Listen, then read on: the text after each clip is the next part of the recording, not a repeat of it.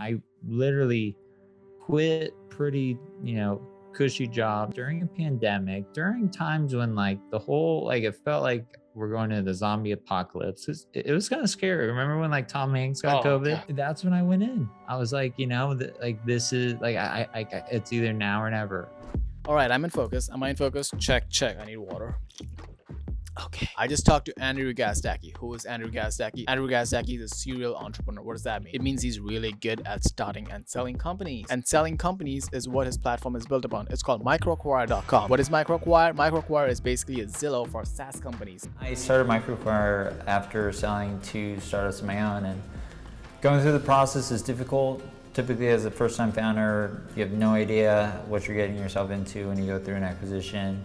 And at MicroAcquire, we want to make that easy. So if you have a company which is not that big, it's not a Facebook, it's not a Google, it's not a Snapchat, but it's still a cool company which has customers and a cash flow, and it's time to sell that company, you can head on to microacquire.com, list your company, and there are buyers on the other end who would like to buy your company. That's pretty cool. And on the other hand, if you're a buyer and you have some cash lying around, you can just head on to microacquire.com and buy companies. Pretty cool, innit? Well, I think it's pretty cool. And that's not Andrew's only company. Back in college, like Zuckerberg in his dorm room, he started another company. It's called Bizness Apps. What is Bizness Apps? Well, watch the video. I'm not gonna tell you everything. All right, jokes aside, Andrew's a genuinely nice guy. This is not one of those YouTube pre-roll ads looking podcasts where they go like, how to make $20,000 in a week. It's like, I just, that's too much. No, I don't want to do that. I want to learn how to make small incremental steps and actually bring value to people. That's what Andrew does. He's really good at it.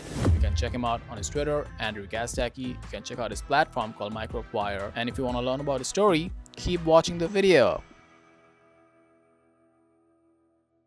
I wanted to start with Russ Hanneman, how that idea first came about. If you have talked to him in real life, how he's like, what's he like?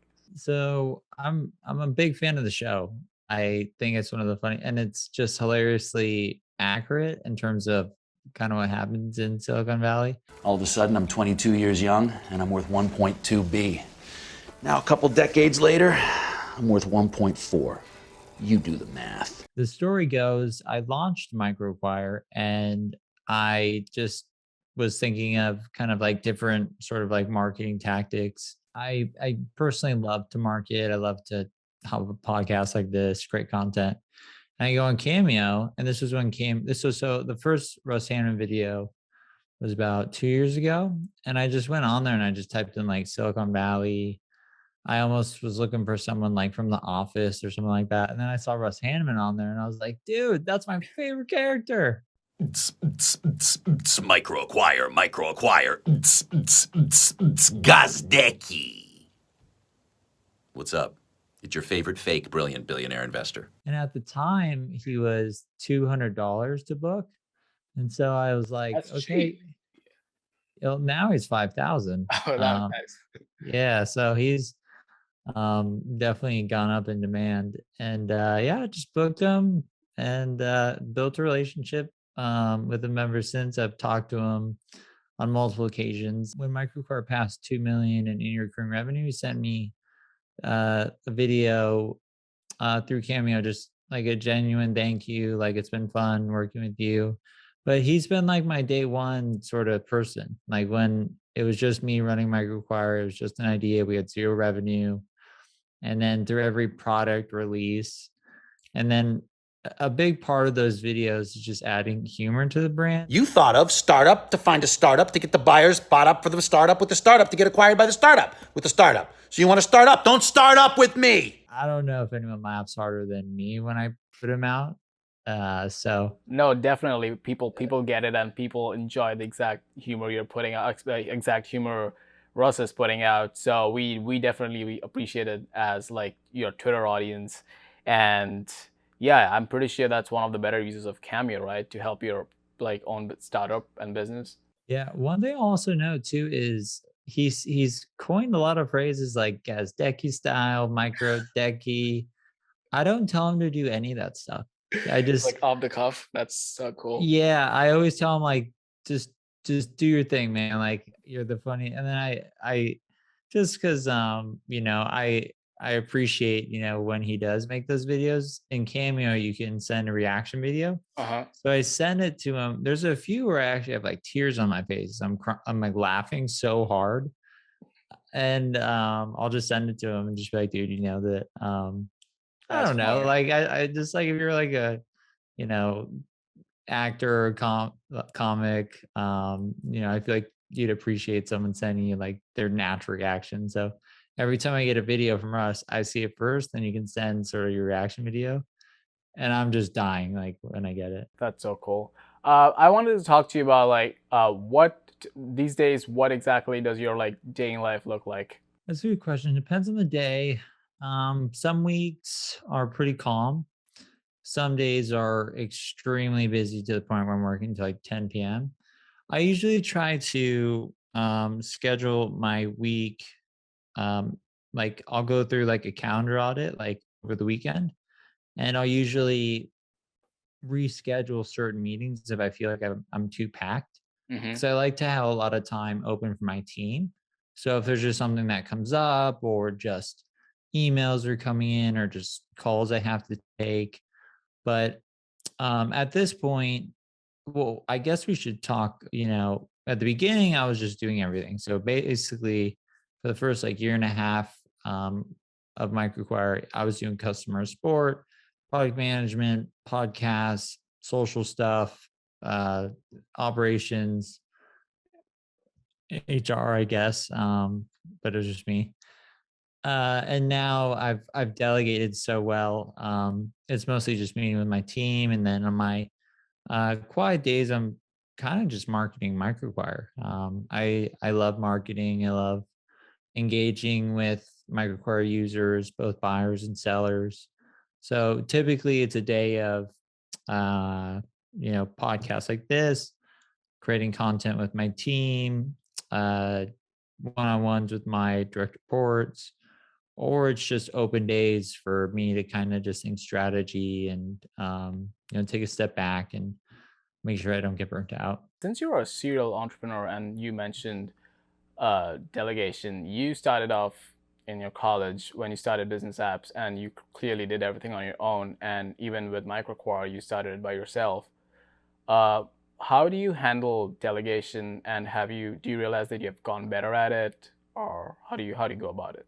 So with business apps, I was like a 21-year-old kid. My previous job was at Sears, like selling TVs. So I didn't have any sales experience, management experience, marketing experience, product, just kind of taught myself everything. I would say, one of the best skill sets of an entrepreneur is being able to teach yourself anything. Mm-hmm. And so I just kind of learned as I went. But one of the biggest mistakes I made was not hiring, really top tier talent, which does come with a cost. And there's one specific moment that I remember. It was we were looking to hire a VP of marketing, and we had a few candidates, but the salary range, and this is a decade ago. So, a high paying VP of marketing, a really talented VP of marketing could command a salary of, let's say, like 150 to like 200. Now it's, a little above that.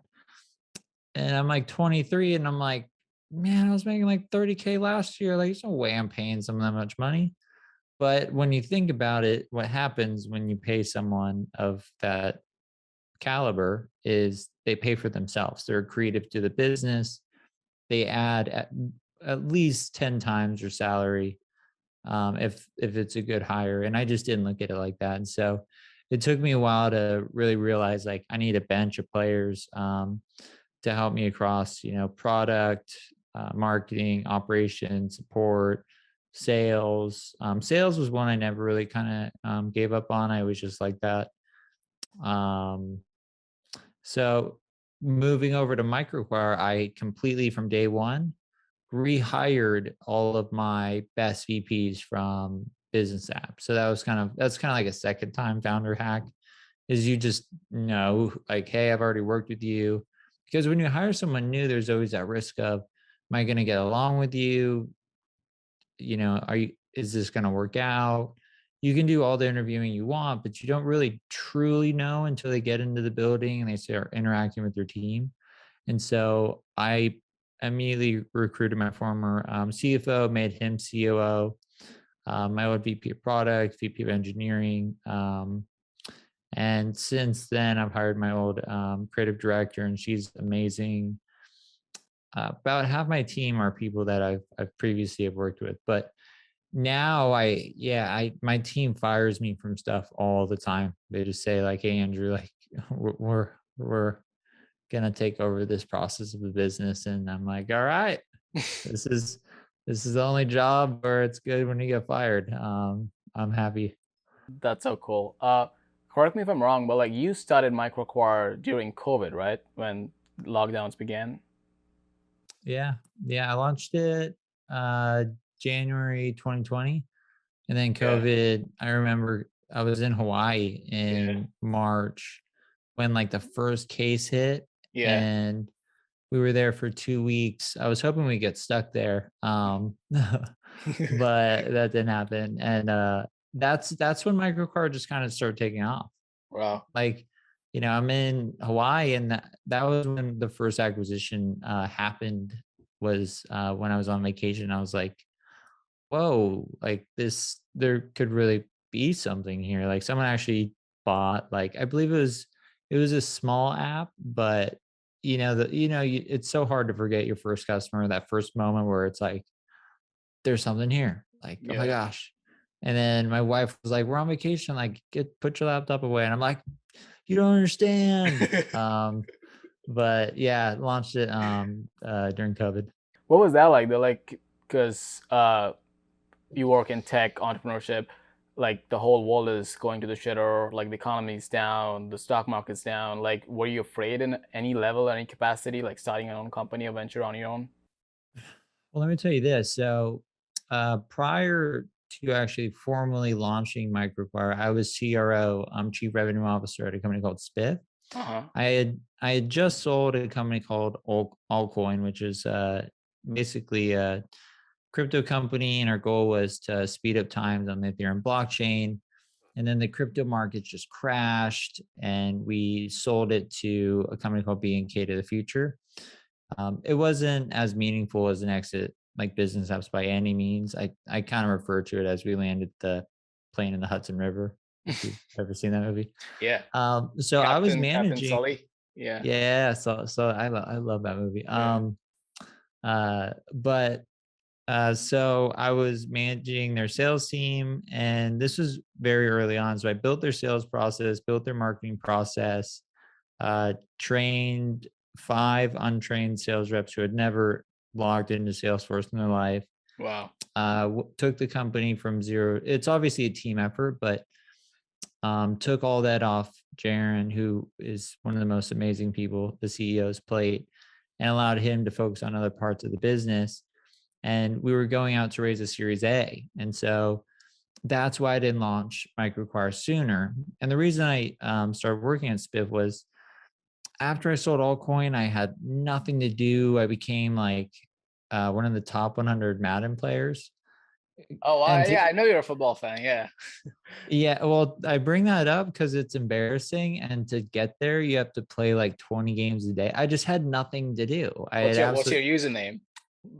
Mantic Mermaid 46. Don't judge me on that. It was like an auto generated thing, and I just grabbed That's it. so funny. But I still play. But anyway, so I started consulting for startups for free. I just started taking calls and just kind of chatting, and that was super rewarding, just helping entrepreneurs like where I could. And then I started talking to the chief product officer at this company called Spiff, and they've since gone on to raise Series A's and Series B. But my point here is we got to the Series A, which was in, I believe, like, let's call it like February or something like that. So I had the opportunity to, stay in a cushy job, like, um, no. This was after the pandemic hit. So there was a small period where there was an overlap where I was working on my work on the side, and then full time at Spiff. But I couldn't quit because when you go out and raise a Series A, if your head of revenue just drops out, everyone's asking questions. Everyone's like, Mm-hmm. the guy who's driving revenue just left. Like, what does he know that we don't? So I stayed in there until they literally had an email drafted. When the money hit their bank account, I just sent click, and it was like a nice email, like, "Hey, Jaron, like, I had a blast, but I've been building this startup on the side, and so I actually had a job, and I quit during the pandemic, during basically the crater in the stock market. If you look at the S&P 500, Yeah. just because I believed in MicroAcquire so much, and I wanted to give it a shot. Initially, were you scratching a creative itch or a market itch that you thought you had, or were you like targeting to build essentially the Zillow of SaaS companies that you ended up building? Yeah, I mean, the market for acquisitions is entirely fragmented. There's other marketplaces, there's other, brokers, there's other investment banks, but I don't think anyone's really brought innovation to the market or made it easier to acquire a company, or really rethought, the whole process from end to end. And just personally going through two acquisitions myself, I just thought, like, let's standardize this. Let's, build tools that make this process more efficient. Let's create educational content, because um, a lot of people don't know how an acquisition, like the steps that you need to take to prepare, or what happens, once you sign a letter of intent, or what even is a letter of intent. Because when I sold business apps, I got like 10 phone calls from friends like, how'd you find the buyer? How'd you do this? Like, as if I was like Tony Hawk doing like a 900 or something like that. They were like, how did you pull that off? Like, and I was like, wait, I thought everybody knew this stuff. So that was kind of a light bulb moment where I was like, it'd be really interesting if there was, a way for startups, below a certain enterprise value, where they're too small for investment banks. Maybe a business broker, isn't appealing to them due to the cost. Just an alternative option for startups to get acquired. And I kind of just scratched my own itch, because sometimes when you're building a company, you just want to hit the eject button. You just want, like, what is this worth right now? Which I don't recommend. Always kind of hang in there and push through the hard times. But um, I sold to private equity, and I didn't really know too much about private equity. And then after selling, I was like, oh, there's like 1,000 of you, and you all buy startups. So why don't we have a party and get you all in the same room? And that was, kind of the thought process of, how can I create a marketplace where if I had a company like Business Apps that's doing like 10 million plus in revenue, like, how can I build something that would make me feel comfortable listing? And some of the key aspects of that was making it private, having user accounts verified, where it's not just, Sagnik 12445 or whatever, and I can't see your face. I have no idea who you are. So we have LinkedIn profiles attached. We verify your ID. And then on the sell side, we do the same thing. We also verify proof of ownership, and you're able to connect real financial metrics. And so it's a private kind of, exclusive marketplace, that specifically helps companies that are not just, content websites, or, pre-revenue startups, but startups that actually are generating, just a few thousand revenue up to millions in revenue. But really what we focus on is profitable software companies. 2 points from that. From like, I'm a producer, I'm a storyteller. From a storytelling point of view, I think that's one of the better founder market fit story I've ever heard, because you actually went through the problems and went through the hoops, and then you realized that you were not. I mean, you probably knew everything that you had to face, but like a lot of people, you realized didn't know what you had to do. And arguably, one of the more important parts of a founder's journey is the acquisition part and the selling part. And there seems to be like a genuine like lack of knowledge for like common people, for lack of better word, like how to go about that process. I completely agree. Yeah. I mean, like when I was going through my acquisition, I was like nervous as hell. I didn't know, because, bankers and, specifically, sophisticated buyers. There's just terminology you just don't know, and the same is for venture capital. Like after you've kind of gone through it, you like what's pre money versus post, all these terms. But yeah, like there's books on marketing, there's books on fundraising, there's books on hiring, but there's not really much on how to address the most important part of the founder journey, which is arguably the exit. And so yeah, just kind of unveiling the curtains and empowering founders to maximize the exit of their business when they're ready. That was kind of my goal. And I think another thing about you know MicroAcquire, like I truly built it to help entrepreneurs, and that stays true today. And um you know like I can say that with confidence just through the work. Like I literally quit like a pretty cushy job, not cushy, it'd actually be a grind, because I've been managing like a huge sales team. But I kind of jumped off one rocket ship during a pandemic, during times when like the whole, like it felt like we're going to the zombie apocalypse. It was kind of scary. Remember when like Tom Hanks got Oh, COVID? that was the like my inflection point was Tom Hanks getting COVID and the Starbucks outside my studio closing. I was like, this is getting real now. Tom Hanks is sick. The Starbucks is closed. What's happening? Yeah. That's when I went in. I was like, like this is like it's either now or never.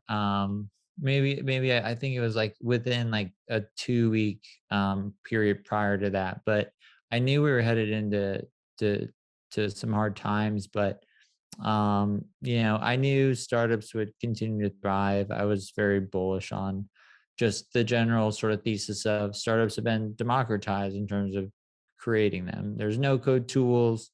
People all across the world are learning how to build startups because there's so much information flowing on places like Twitter or LinkedIn, or just you can Google anything. There's like books on everything. So just all that kind of combined, I just thought, all right, there's going to be a lot of startups created, but out of let's say there's 100 million startups created. Out of that, only half of, or 0.05% will choose the venture route. Mm-hmm. And then those that choose the venture route, only one of them will reach a unicorn valuation. Dumbest name ever for a company valued at $1 billion. I shouldn't say dumb, but silly name. But out of that, even if you get to $1 billion, like you can be valued at $1 billion, but you could be stuck in the company and never see any sort of liquidity from it. So I just look at that and I'm like, okay, so I guess MicroAcquire has the opportunity to serve the other 99.9% of startups being created in the world. And so that was my thesis. And the second part of it was I thought entrepreneurship through acquisition was going to be a growing trend. I've been reading about some people buying small companies, and I thought that was fascinating. I always thought acquisitions were for Google and Apple and stuff like that, but like just some person bought a company. That was fascinating, huh? And they bought another one, huh? There's something, and so I thought I saw that as like a new emerging form of entrepreneurship that fascinated me. It just it's really just private equity, but kind of the curtains were being unveiled and people were sharing how they were doing it and people were being interested. And I was particularly interested. And so I wanted to be in that market. And I think just that has also attributed to the success of MicroAcquire so far, because that's just a market tailwind. We kind of right place, right time sort of thing. Speaking of like you executing this thing properly, I think one of the bigger and unique things about you and MicroAcquire is how you built this whole thing in public, and I think you are a really good example of it, because your Twitter and your LinkedIn especially is not just, it doesn't feel like a manufactured brand posting. It feels super organic, but at the same time, it does a really clutch job of advertising what MicroAcquire is and what they do. So how do you approach like media and like creating content in general, like in terms of getting your own brand out and also staying organic? Yeah, really good question. Off the top of my head, I don't really overthink things. Like when I tweet, I like, God bless the people that can write the 20 tweet threads. Like I can't do that.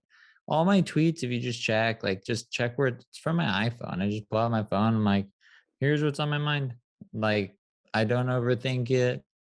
Um, I don't really pre-write tweets. I just kind of I'm a startup nerd, so I'm always kind of thinking of like stuff that I think would be helpful for other entrepreneurs. But that's what gives me energy, is like helping entrepreneurs and inspiring entrepreneurs. And so there's really not a plan behind it. It's just kind of, I guess, if anything, it's just like give a bunch of value, give value, free value, free value, free value. And then sometimes I'll, give an ask or something like that on MicroAcquire, like, we just launched this product. I hope you love it, or something like that. And those are kind of the ones where I'm hoping, that obviously benefits the business, the more that we can spread the awareness around that. But um, yeah, I mean, basically just, I just tweet about stuff.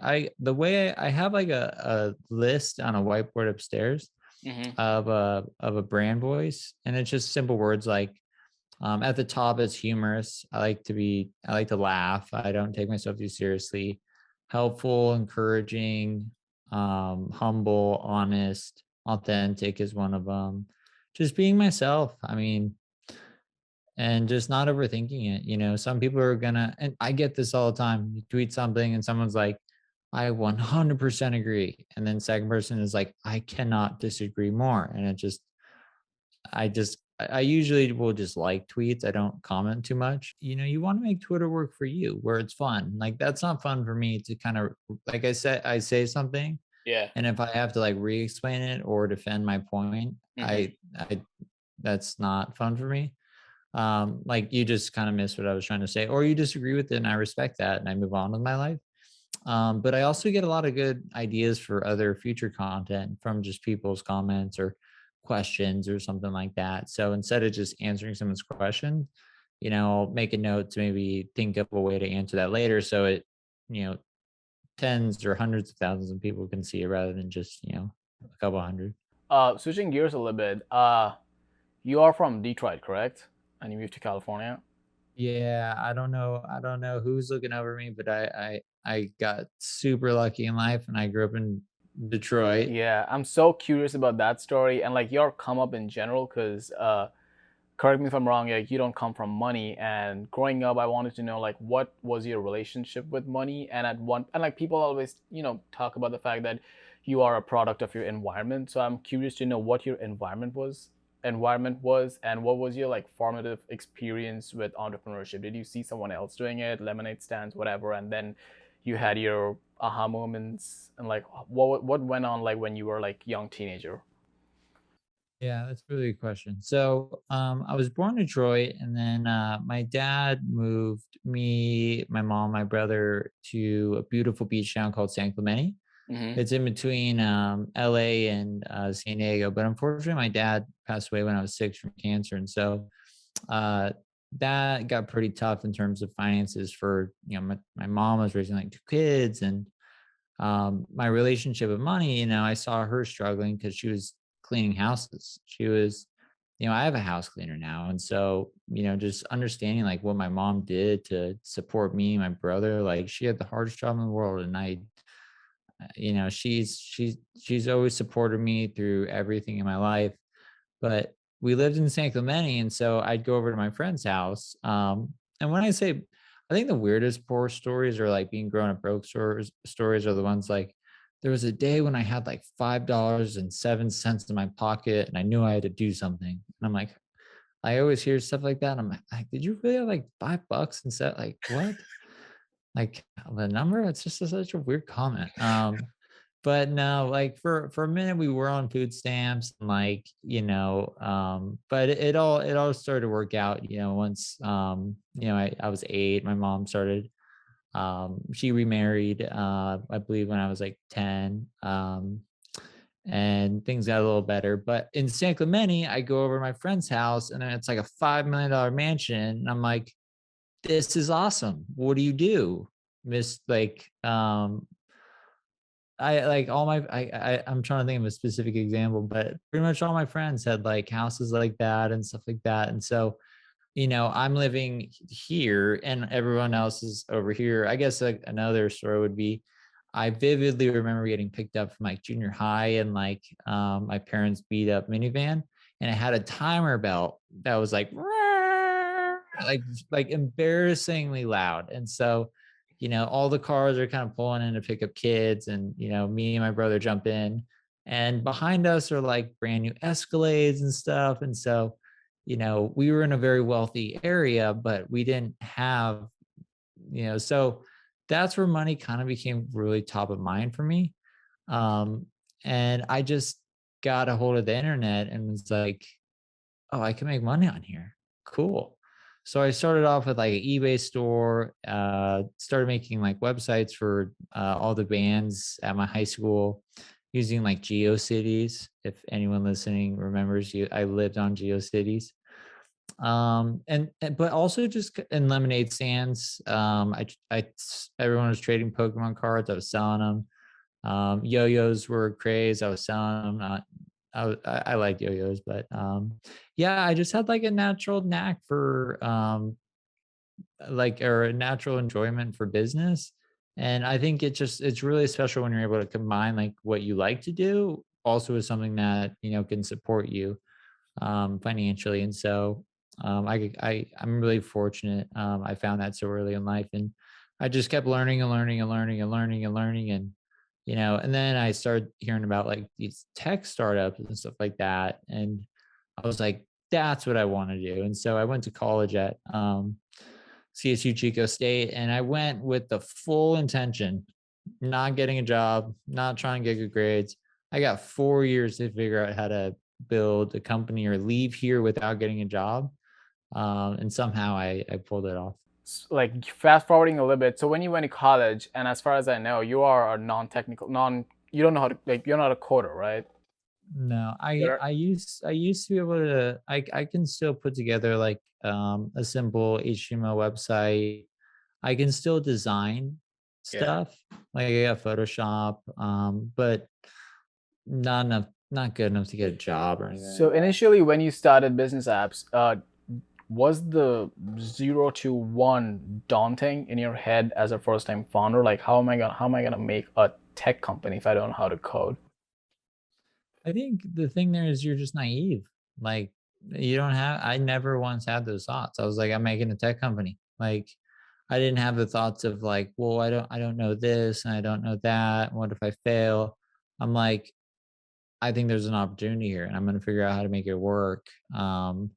And I should note I had a few unique insights, and this is, I think, important for any company. Like with MicroAcquire, I had unique insights just from prior experience with acquisitions and kind of built something that I felt other startup founders would use and benefit from because I had been a startup founder. And then for business apps, prior to that, I had a job board, and it was just a simple script I bought for like $500. It was like an Upwork clone. Think of it like that. You used to be able to buy scripts like that. You might still be able to. And I paid someone to upload it to a server, and it's this like pre-made thing. And so since I could design, I would change the logo and the configuration of it, and it connected mobile developers with businesses. And I kept seeing these job postings for high-end hotels and restaurants for just iPhone apps. This was before the Android. So I got in on mobile like really, really early. And I said, huh, people are paying like 50 grand for these apps. Like, what if I just had a template and I could just reskin the template, none of the functionality, can't really, change it around too much. But I was seeing like perfect scopes like of what businesses wanted at a time when no one knew how to develop an iPhone app. No one knew what features to include. No one knew how to get it approved. And it was all just new. And so I sold that for, let's call it like 50,000, which I always say felt like $50 trillion because I was, again, broke in college. And then I used that as seed funding and then I also hired an iOS developer from my job board to build the first version of business apps, which looked like complete shit. It was like garbage, only I could use it. And the way I scaled the company was basically cold called and walked into every small business in my college town and got all the local bars to sign up. It's happy hour. You can send a push notification. Everyone floods in. And then kind of the big sort of switch was when someone in Switzerland reached out after they had, or I reached out to them because they had created like 4 apps for these big Ramada hotels. And I thought his name was Raul. I'll never forget it. And I just wanted to talk to him because I was like, oh, dude, you own like 4 hotels. You must be a baller. Like, and I just want to say thanks for being a customer just to learn. And he told me that he informed me he didn't own the hotels, but he owned a marketing agency and he made them for his clients. And I said, how can I help you sell more? Like, how many clients do you have? And he's like, I have like 300 clients that would all benefit from this product. And he's English isn't his native language, so we're kind of going back on, like, how do we make this work?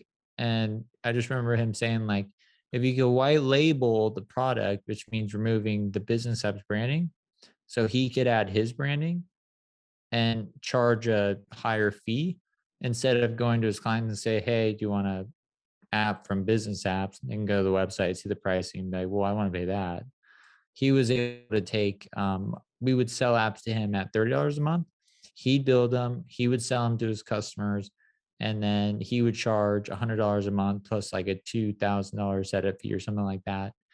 And so that allowed us to scale the business like extremely fast at a time when pretty much every web design company that had developed websites or managed social media accounts for local small businesses, we partnered with over 5,000 in like 60, 50 different countries, translated the app in like 20 different languages. Um, so kind of a ramp, but it was a wild ride, but that's how it started. From there to when you actually sold the company, I still remember seeing your 4 years ago video on Twitter of you popping the champagne when business apps got sold. Did you envision that, like, were you aiming for that day in the beginning, or were you planning to create something way, way, way back? Were you like planning to quote unquote change the world, or were you actually trying to build a company and sell it eventually? I wanted to get rich. Like, yeah, I didn't like, I think, when you create a company, you can say you want to change the world and, you do in some way or another. But my, my sole like reason for starting the company was to create wealth for myself. Like I wanted to, live a different life than the one I had grown up with. Not saying that I would change anything, but I wanted to change, I guess the trajectory of my family. So again, that was my goal. Like some kids grow up wanting to be quarterback of a football team or like a star base. I wanted to be CEO of a company. So that was my goal from very early on. And I studied and I was always learning. And then when the opportunity came, business apps is it. And I pushed hard on the gas on that company. So absolutely. And that's also why I didn't raise a lot of capital, because when you raise a lot of capital, you know, selling a business for $10 million, if you structure it correctly, you can basically pay zero on taxes. So you walk away with $10 million cash. And if you can't figure out a way to live the rest of your life without working with $10 million cash, you're buying cars or something, and like you can move somewhere, buy a house cash, put the rest in some boring index funds in the stock market. Don't look at it until you're 70, and then you're uber wealthy. And that was my goal. And so that's why we never raised venture capital. We bootstrapped the business. Well, we did raise 100,000, but we were profitable pretty much the whole way through.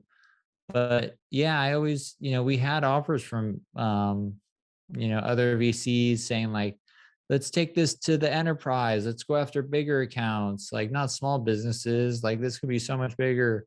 But the analogy I'd use is I always felt like I was at the blackjack table with like some chips, and I could cash them in whenever I wanted. Like I already had like a multi-million-dollar business on my hands. But when you raise venture capital, all those chips go away. And it's like, all right, now you got to make a lot more chips. Like you got to stay at the table for a decade and win like the World Series of Poker, like go at it. And so I had a really good mentor and an individual named Christian Friedland who built a company called build.com.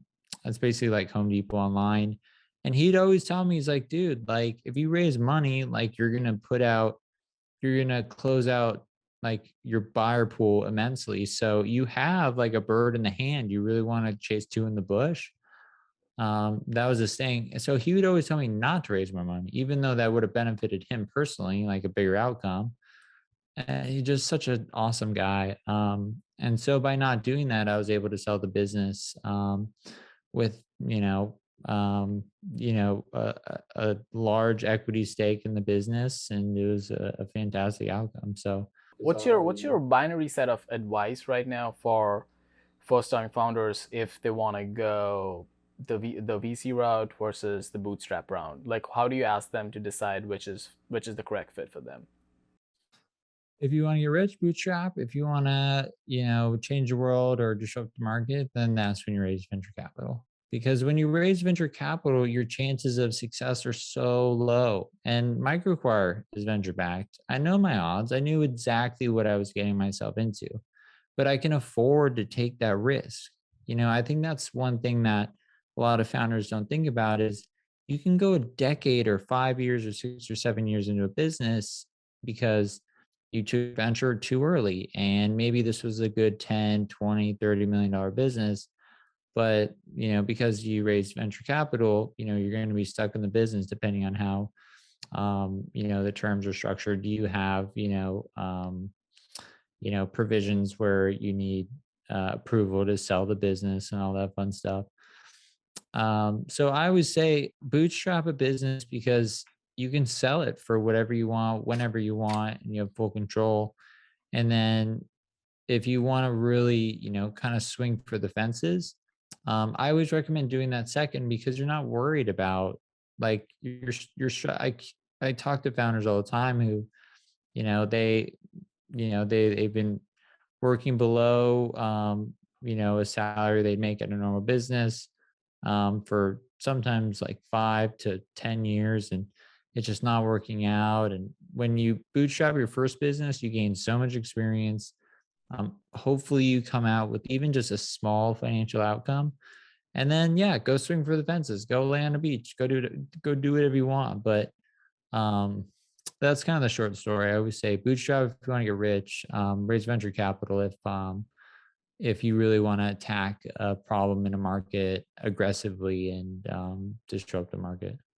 It may not be like that true right now, but even 2 years ago, this knowledge was not that accessible to the public. What's your take on the state of tech journalism right now? And do you think they are like currently doing a disservice to the bootstrapped audience? Yeah, hell yeah. I mean, dude, like, so Business Apps was featured in, like, I'm sure, have you seen me kind of throw some like shade at Yeah, yeah, TechCrunch a little bit? I think like you're one of the better examples of beef marketing, and I love it. I love how do you go at it. Yeah, well, here's kind of my like what gets me kind of, in disagreement with them. Well, for one, you used to go to TechCrunch. I grew up reading TechCrunch. Like they kind of in a way inspired me to become an entrepreneur because you'd read about all these like motivational and inspiring stories of these brand new tech companies coming out where it's just the writers would be like, hey, I just tried this app. It's awesome. Here's what it does. Most of the time they had not raised funding. Business Apps was featured in TechCrunch, I think a dozen times. I have written for TechCrunch a handful of times personally. And then it just turned into a venture capital blog where basically every other article is a public company or some big fundraise that's happening or these $1 billion outcomes. And I think what that does is that me growing up reading, these people first starting these businesses, that inspired me and that motivated me. But when you're already on like third base and I'm reading about your article, I'm like I can't relate to you. Like you're raising money, like hundreds of millions of dollars and stuff like that. Like, so I guess my concern is when you glamorize entrepreneurship in the form of raising venture capital, what you get is you get a whole class of young entrepreneurs that feel that to be successful, you need to build $1 billion company. You Mm-hmm. need to raise a bunch of money. Like in order to get written about or featured in these major publications, that's what you have to do. And that's the path to success. And that couldn't be further from the truth. And so that's kind of what saddens me. And I don't think the writers really understand like implications that they could be having, because you put the focus of success on fundraising rather than revenue milestones or progress within the business. It's just who have you raised from, how much, and how big are you swinging. And I think that leaves out again like the 99.99% of other startups that are taking a completely different path. And that's what caused me to launch bootstrappers.com, to just have an outlet for businesses that have never received media coverage, who are carving out and creating wonderful businesses without investors. And I think that's awesome. And that's what we really should be rooting for, in my opinion, in the startup ecosystem, is just building great businesses rather than raising fundraising. Because you can even look at the stats. Venture capital has no correlation with the success of your business. Mm-hmm. If you had to guess right now, why would you think that these tech journalists and these tech media companies are so disassociated with this day-to-day story of most founders? Why do you think it's such a closed ivory tower perspective from their end? I'd say probably clicks. I mean, it's what I think a lot of people in the stands want to hear about, but it's not what the people in the arena need to hear. So I think there's a lot of data behind it that these articles perform better than some of the articles I used to see in the past. But then just look at like like the resumes of like a lot of reporters from these publications.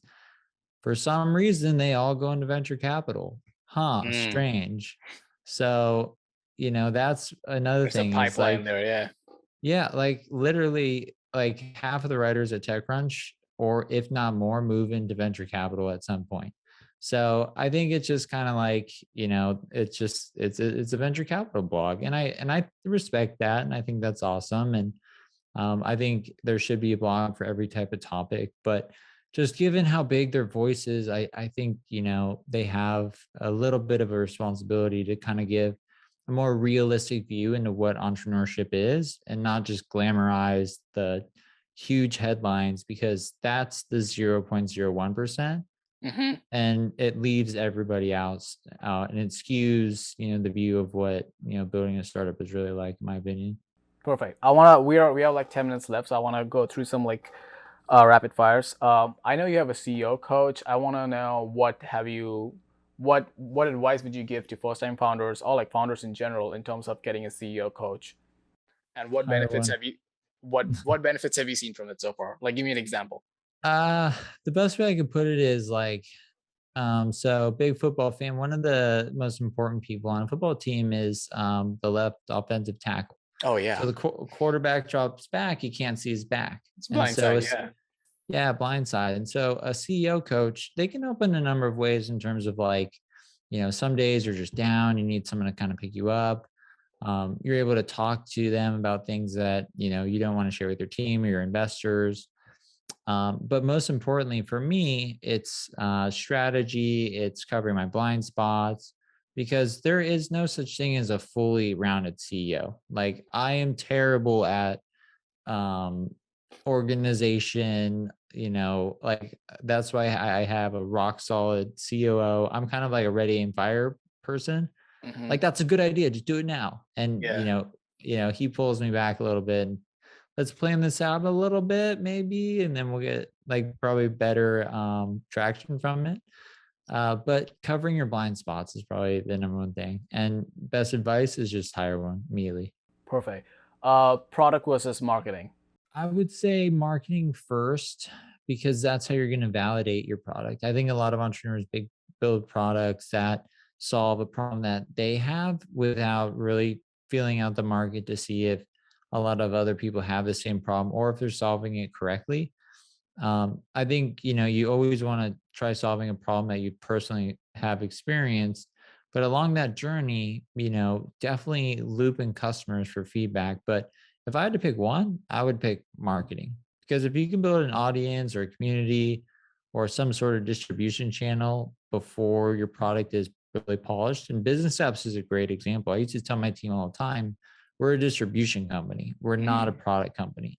So we would basically have, a somewhat mediocre product, but our distribution was just unparalleled. And so I guess my personal experience might skew that, but I think if you're able to nail distribution first, you'll just save so much pain in terms of validating your product, finding customers, generating revenue, figuring out, what features to build, what features not to build. So I'd go with marketing, but both are important. Other follow up on that, I think like that happens with most founders because like product is such an internal process, and like one can focus on product just by like staying in his room and like actually like gearing out the design, gearing out the coding, whereas marketing is such an external process. You have to actually interact with the marketplace and figure out your distribution channels and all that. So for founders initially, especially first time founders, it can be like really daunting figuring it out how intense the marketing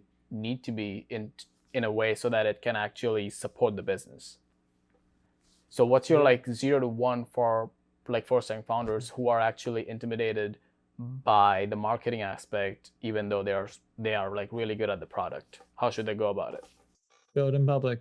I mean, that's what I did. I didn't even know I was doing it at the time. I really candidly didn't know build in public was kind of a thing, because I went into crypto.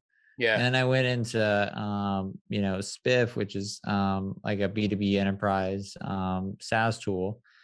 So I really wasn't too active on Twitter. I wasn't really active in kind of like the creator indie hacker space. And then one day I just started throwing up like revenue graphs. I was like, I don't know, this is cool, whatever. And people loved it. And then I was like, oh, this is a thing. But I think the more important part is what I was doing without really knowing, and maybe this kind of adds a little bit to the authenticity, was I was just sharing my story. I was just kind of sharing like my progress, how things are going, updates on the business, because I wanted to talk about it. So Twitter was such a great way for me to connect with other people that were excited about the business.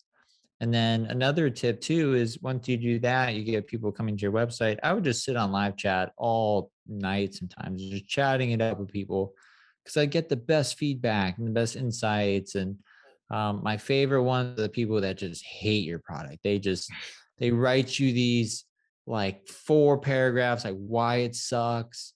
And the way you need to handle that is like take a step back, and it's not fun to receive that, but I actually love it, because that person just took that much time to say my business sucks and here's why. And that really means that they want your business to work. They want it to work so bad that they wrote this out of frustration. And so you have an obligation to, number one, say thank you, and see if you can like adjust the business. And obviously not all feedback is equal, but those are the customers that will really drive your business forward. Because if you're just saying like this is awesome, this is awesome, this is awesome, you want to get the stuff like what sucks. You want to Yeah. find the people that'll tell you like what absolutely is terrible about your business, and listen to those people way more than people that are giving you high fives. That's such an athlete mentality as well, because I think like athletes are like that as well. I played soccer in college growing up. Like that was like you are way more receptive to negative feedback than positive feedback, and because you can actually there are actionables with negative feedback. Yeah, I can't do anything with this is awesome, but I can do something with, hey, this sucks. There's 5 things I think you should fix. Yeah. You know. No, yeah, I totally get it. There's an element of like storytelling there as well, and I think you're really good at it. So I want to close out with this question: how important do you think storytelling is for founders? And if someone is bad at it, like I keep forgetting his name, the Silicon Valley guy, how should they work around it? Well, for one, Steve Jobs once said, storytellers rule the world, and I believe that to be true. Is people don't buy, what you do, they buy why you do it. And so, storytelling is one of the most defensible modes you can build, because I can copy your product, I can copy all of your paid marketing campaigns, but I can't copy your story and I can't copy your brand. And so if you're not sure of where to start with your story, just start thinking about, why did you start the company, what did you have to overcome, why you, why is this an important problem, um is there an enemy that you can brand? That's, that I don't recommend that one, but it's got to be something you really believe in. If you Yeah. do it, just, and never do it in just like a really nasty negative way. But if you can point out something that's true that other people agree with you on, you might have something like Salesforce had no software because everything was on premise. Drip did something that was like no form. So no more filling out a big form to get an ebook. And then who else did? Box had like billboards up, having a food fight with Microsoft. So, that stuff can be, entertaining and stuff like that. But I think the best place to start with your story is just thinking about, like, who are you, letting people get to know you on a personal level, and then explaining, why you created this business. Like, that's probably the most important part, is why do you feel this business needs to exist, and why did you feel compelled enough to take time out of your life, why are you doing this out of the 1,000 million other things you could have been doing? Perfect. Hey, last question. What's your football team? Man, so I grew up in San Clemente. Chargers left LA. Yeah. I can't root for LA because my parents are Angel fans. Oh, I can't root for the Lions, Detroit Lions, because of what they did to Barry Sanders and Sanders, Megatron, uh, and I'm just warming up to the Niners. So I'll leave it. I'm in between teams. It's a little difficult for me right now, but yeah. I'll say Niners. I mean, California, I mean, LA had a good time last year. Were you at least rooting for Rams last year? No, when you're from San Clemente, you hate LA. I didn't know that was a thing. Yeah. I didn't know that was a thing. I have a couple of friends in California, and they are all like El Salvadorians. So for them, they're huge on Raiders, and that's the only context I have with actual Californians who are football fans. So I didn't know that that exists as well. So that's funny. I think it's mostly just because of the traffic. I don't know. Oh, that explains it. We Yeah. just never went up there. I would just, yeah, no. I think I've only been to LA like twice, and I grew up an hour away from there, just to give you some perspective. So you have hopes for Jimmy G next season? I do not. No, sorry. No, when he missed Emmanuel Sanders in the Super Bowl against the Chiefs, after that I was like, I don't Yeah. know about this guy. He actually has the worst quarterback rating out of any quarterback in history in the fourth quarter of playoff games. So that's kind of like, I don't know if we can count on this guy in the That's the playoffs, stat but that sticks out, right? Hey, thank you so much for your time. I really appreciate it. I'll totally send you the video once it's done. I would appreciate a share. But again, thank you so much for your time. I am genuinely a fan of not just you as a founder, but also you as a content creator. So I really appreciate it. And I have friends as well. Like, I'm in the journalism community, so I don't have that much friends in the tech entrepreneurship community, but I have some, and they all love how genuine you come off. So I totally appreciate it. thanks, man. I appreciate that. Thanks for having me on. And yeah, let me know when this is out, and we'll do a big promotion across all of our social channels. Hey, perfect. Thank you so much. You have a good weekend. Happy 4th of July. You too. All right, man. Happy Friday. Cheers.